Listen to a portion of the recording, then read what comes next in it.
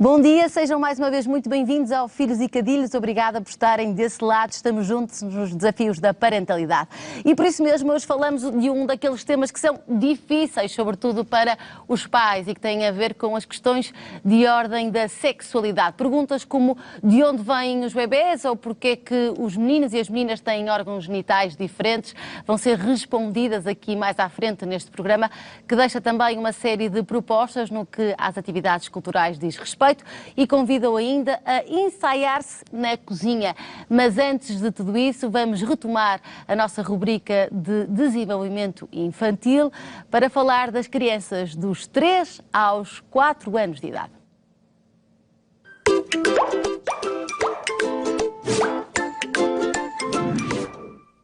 E como é habitual, começamos este tema a olhar uma reportagem que foi preparada em conjunto entre a nossa equipa e a equipa que está aqui também em estúdio connosco.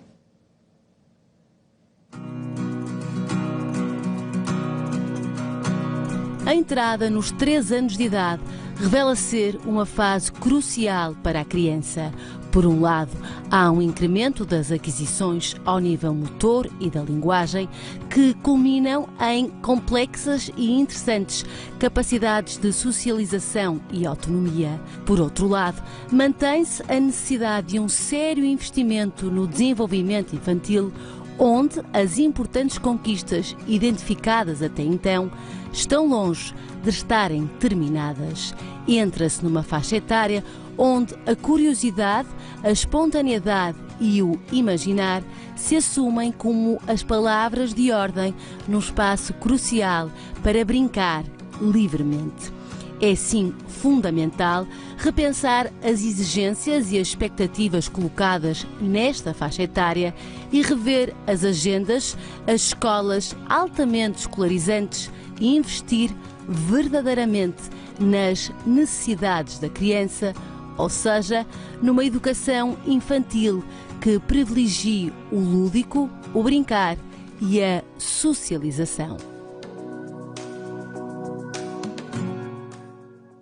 E é para falar desta bonita faixa etária que temos o gosto de ter connosco em estúdio, como é habitual nesta rubrica, a Sara Borbó, psicóloga clínica. Olá, Sara, bem-vinda. E também a Helena Reis, que é terapeuta ocupacional. Ela já esteve aqui noutras fases do desenvolvimento. Bem-vinda, Helena. Obrigada por estar também connosco. Sara, começava por ti. Nós vimos aqui na peça uma grande referência à necessidade da brincadeira livre, do lúdico, de manter estas questões e não nos preocuparmos demasiado com muita estrutura nas brincadeiras e com alguma liberdade, e essa importância desse lúdico está intimamente relacionada com algo que é fundamental nesta idade, que é a socialização, que começa agora a ter uma expressão muito mais efetiva, certo? Certo. Portanto, a partir dos 3 anos, a criança vai progressivamente fazer um brincar e uma interação mais próxima dos pares, não é?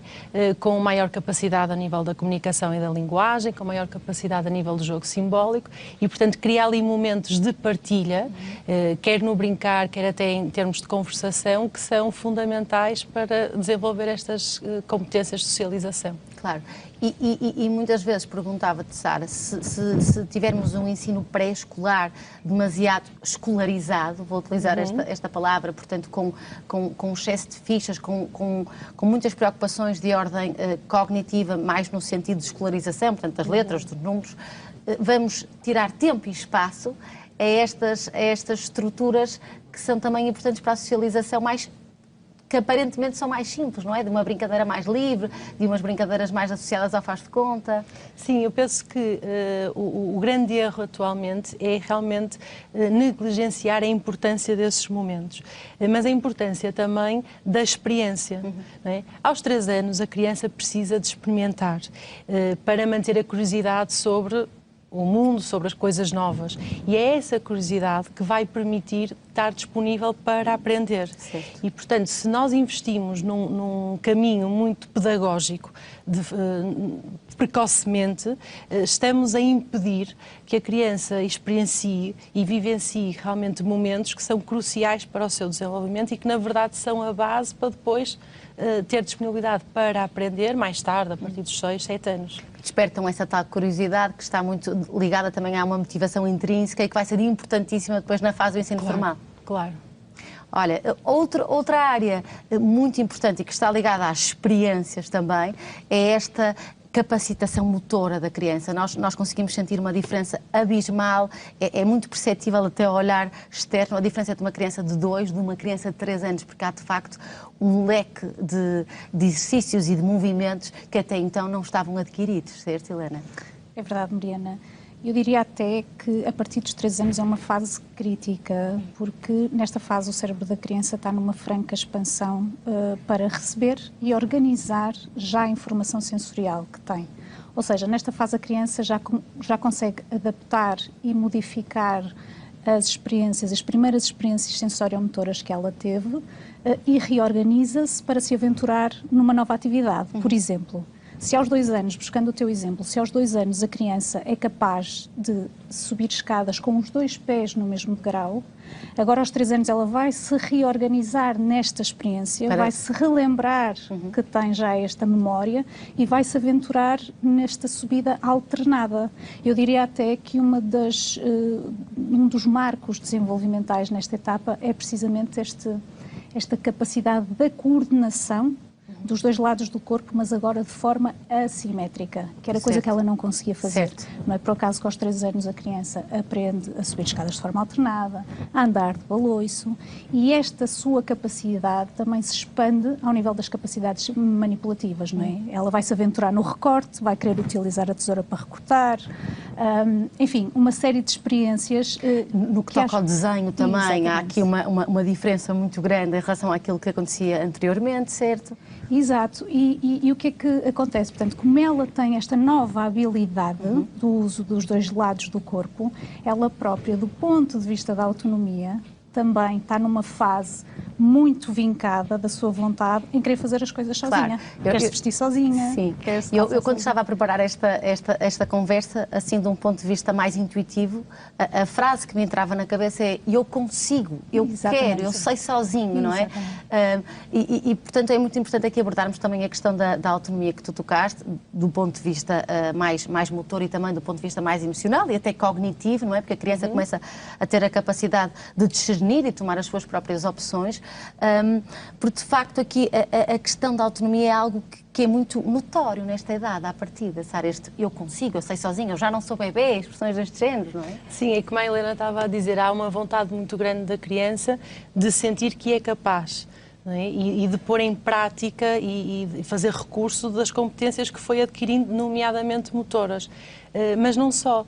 Portanto, há muita questão da imitação e há muito esta fase em que a criança já não é aquele bebê tão dependente e que procura, também dentro desta autonomia, conhecer-se a si próprio e perceber o que é capaz, como é que os pais reagem a estas novas capacidades, estas novas demonstrações que a criança vai fazendo e, portanto, é extremamente importante criar espaço para que, de facto, a criança experimente e faça esta tentativa e erro. Ora consigo apertar os botões, ora não consigo, ora consigo tirar a roupa, ora não consigo, para que, de facto, ela possa sentir-se bem, não é? E motivada também para aprender coisas novas. Eu ouvia também a propósito destas questões da autonomia e Helena, pensa comigo, como que a autonomia está muito associada à sensação de que podemos falhar, não é? E, portanto, gostaria aqui de te ouvir qual o papel dos pais nestes processos de autonomia da criança, porque se formos pais demasiado perfeccionistas e demasiado exigentes, não estamos a permitir esse tal erro que está intimamente relacionado com a autonomia, porque eu só sou autónomo se eu me permitir errar. Com certeza. E a criança está nessa fase precisamente do querer imitar o adulto. E, portanto, é importante os pais deixarem a criança participar nas atividades da vida diária, não é? Não há nada melhor do que as atividades da vida diária que ocorrem em casa para a criança se desenvolver. E, portanto, ajudar com os utensílios de cozinha, não é? Utilizar todos os materiais que estão associados à muitas participação vezes a ativa. própria limpeza, não é? Com coisas Mas assim. isto também, se calhar a rotina, as próprias rotinas, não é? Do vestir, lavar os dentes, tomar banho, começar por aí. Talvez seja até o primeiro passo, não é? verdade, sim. E essa participação ativa do deixar fazer, e mesmo que erre, porque nós, lá está, como dissemos há bocado, este marco da coordenação motora, não é? E deste uso assimétrico, ela vai ter esta habilidade, mas não vai ser absolutamente perfeita nem harmoniosa nas suas ações. E é um processo, e uns terão mais de uma forma e outros noutras, obviamente. Com certeza. E, portanto, mas queria tocar aqui neste ponto do papel dos pais nestes processos de autonomia, porque muitos de nós somos pais de um filho só, não que essa seja a condição sine qua non para ser pais mais protetores, mas de uma forma geral somos pais hiperprotetores, também um bocadinho perfeccionistas. Deixar aqui uma mensagem para dar aqui também alguma liberdade à criança nesse sentido, que papel devemos nós ter a partir dos 3 anos, neste equilíbrio entre que é um grande suporte emocional, porque a criança precisa necessariamente, e acho que vai precisar a vida toda, mas também dar este espaço para a criança experimentar e descobrir quem é, aquilo que disseste há pouco. Sim, isso é importante e que a criança possa fazer isso com o mínimo de julgamento possível, não é? Por parte dos pais. Eu penso que esse é o grande papel dos pais, é dar espaço para que a criança experimente e tente. Claro que temos que adequar essas experiências à idade que estamos a falar e sem julgamento, não é? Que é uma coisa que é muito rápida de acontecer, um comentário que a criança possa se sentir avaliada ou julgada e de facto aquilo que nós dissemos é um processo. Não é? E se calhar no início a criança não vai conseguir e passado uma semana já consegue, e essa conquista é fundamental ser acompanhada também pelos pais, que são as pessoas com a relação privilegiada com a criança e que são os olhos da criança, não é? Portanto, se os pais sentirem orgulho no que a criança está a tentar, nem tem que ser já resultado, mas está a tentar, a criança também se vai sentir orgulhosa por essas conquistas. Claro que portanto, sim, com as implicações que isto tem depois do ponto de vista emocional também. Claro, fundamental. Portanto, dar tempo, dar espaço para experimentar com tentativa e erro, como a Helena estava a dizer, e tentando adequar os desafios à idade. Claro. Na certeza, Helena, que cada caso é um caso e também é muito importante deixarmos aqui esta mensagem, porque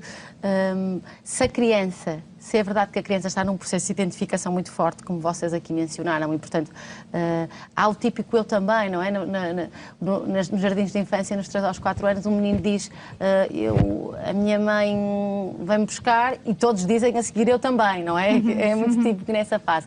A verdade também é que há um escrutínio maior e há mais comparação também por parte dos pais em relação àquilo que a minha criança é capaz ou não de fazer, da forma que ela é do ponto de vista social, mais tímida ou menos tímida, mas é importante também que nós possamos respeitar o espaço e o tempo de cada criança, Helena. Com certeza. E as vontades da própria criança, não é? Nós não podemos esquecer, estamos aqui a falar da participação ativa da criança nessas tarefas e nessas atividades, mas não podemos descurar aqui o imaginário, que também está numa expansão enorme. E, portanto, o pai e a mãe, para além desta preocupação da criança ser autónoma, começar a ser autónoma nas suas atividades do dia-a-dia, está numa fase crucial de brincar também, ou faz de conta com ela, e isto também depende muito da imaginação do próprio adulto, não é? E às vezes há recursos tão simples, Mariana, uma caixa de cartão, por exemplo, não é? Onde a criança, do ponto de vista motor, pode entrar, pode sair, mas também aquela caixa pode ser um carro, como de repente já pode ser um barco dos piratas, e como de repente, se houver criatividade por parte do adulto, pode-se pintar e ser um fogão e estarmos ali a brincar às cozinhas. Portanto, eu acho que tem que haver esta preocupação do brincar, não é? Também ao imaginário. Certo. E como esse brincar ao imaginar, só para concluirmos a nossa conversa, pode ser fantástico para a criança e também para o adulto. E também para o adulto. Que muitas vezes esquece como brincar e como é bom brincar, não é? E é um momento de eleição para, de facto, partilhar ali momentos prazerosos com a criança. Por isso, tudo aí a usar a imaginação com as caixas que tem em casa, com esta dica. Helena, Sara, foi como sempre muito bom estar com as duas. Obrigada. Até breve e obrigada pelos contributos. Até breve. Ora, e depois desta rubrica, lembramos que no mês seguinte estaremos também aqui à conversa a propósito das crianças dos 4 aos 5 anos, mas depois disso